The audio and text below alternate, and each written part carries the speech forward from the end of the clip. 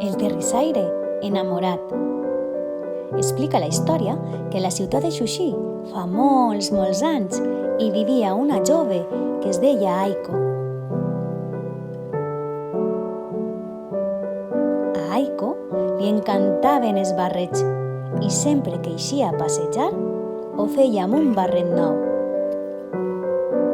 Un dia, passejant amb l'últim barret que li havien regalat, Aiko va conèixer un jove que es deia Masaru. Masaru portava una gorra molt bonica i de seguida se'n va enamorar.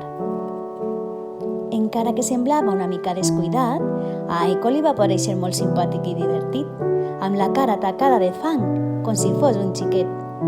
Masaru li va explicar que era terrissaire i que també li agradava molt el barret que portava a ella. Van passar els dies i, finalment, Aiko va decidir parlar amb el seu pare.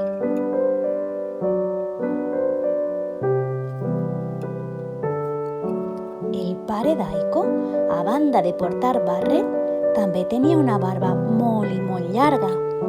Aiko va dir al seu pare que havia conegut un jove que volia casar-se amb ell. Quan el pare d'Aiko va veure a Masaru, va quedar una mica decebut.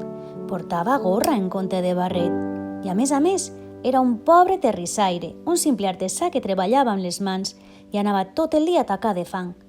Aleshores, li va dir que la seva filla es mereixia algú més important i poderós que ell. Confiat per l'amor que sentia per Aiko, sense pensar-s'ho dues vegades, Masaru va preguntar: «Més important i poderós que qui?» Sorprès per l'atreviment del jove, el pare d'Aiko es va quedar sense saber què dir i després d'un moment en silenci va veure la flama d'un ciri que tenia a prop seu i li va contestar: «Doncs poderós com el foc». «Sí, com el foc», va repetir, com intentant dissimular la bajanada que acabava de dir. Aleshores va passar una cosa ben curiosa. El foc va parlar i en la seva llengua ardent va dir: «Esteu ben equivocat. Més fort que jo és l'aigua, que apaga les meues flames sense que jo puga fer res». Desconcertat, el pare d'Aiko no va tenir temps per substituir el foc per l'aigua com a pretendent de la seva filla, ja que, de seguida, amb un clapoteig insistent i tossut, l'aigua va corregir el foc. «Esteu ben equivocats. Més fort que jo és la muntanya que m'atrapa dins seu i desvia el meu camí sense que puga fer res». Quan la muntanya va sentir allò, es va estremir i, com si fos un terratrèmol, va afegir: «Esteu ben equivocats. Més fort que jo és el terrissaire, que em trau la terra de què estic feta i crea el gerro, els càntirs, els plats i els gots amb què la bona gent menja i beu cada dia. I fent servir només les seues mans». El pare d'Aiko, tremolant encara per aquell bram de la muntanya, va admetre que, tot i que Masaru semblava un artesà humil, era realment un home digne de la seva filla perquè, a més de ser més poderós que el foc, l'aigua i la muntanya, i encara que portara gorra en lloc de barret, era ben veritat que s'estimava Aiko.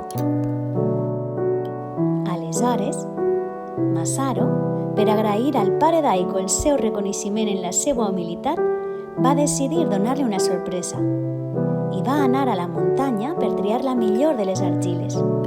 La va barrejar amb aigua. Va modelar el fang amb les seues pròpies mans i va ficar la peça al foc.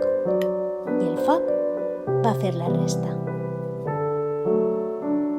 Mentrestant, contents de poder compartir el seu amor, Aiko i Masaru es van prometre i pel casament van convidar a tothom.